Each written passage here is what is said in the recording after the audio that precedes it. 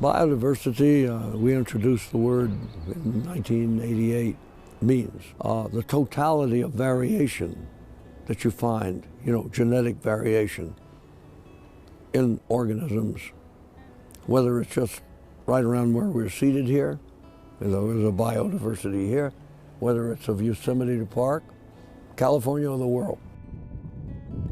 Many people are surprised to learn how much biodiversity there is on Earth.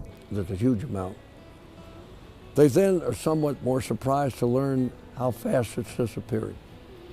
So fast, being wiped out by human action, that as little as 1/2 of the species may be alive and in healthy condition by the end of this century. And then they become even more surprised to learn some of the things that why it matters for them. If we start cutting down, even in just the most selfish human terms, we will suffer because we're stripping away that part of the environment, the living environment that gives us stability. These are the creatures that turn the soil for us, that fertilize it. These are the creatures that clean our water. They're the creatures that pollinate the flowers of many of our crop species. These are the creatures in totality that give us the very air we breathe. Just from that alone, we need to save all the biodiversity that we possibly can. Rachel Carson came along at a moment of crisis.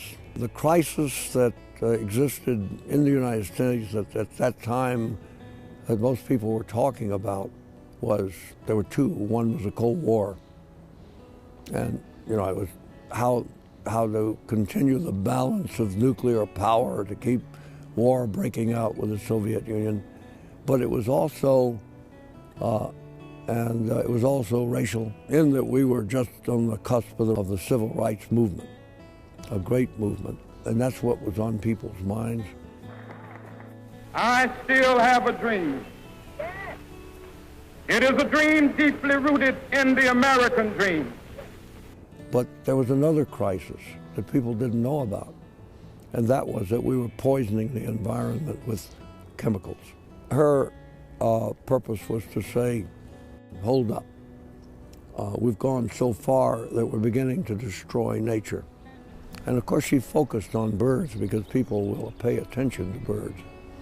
But the problem extended virtually to all the rest of life, including human beings, because it was about then we began to understand that some of these things that we were taking into our food and our water could cause disease for us, could kill us.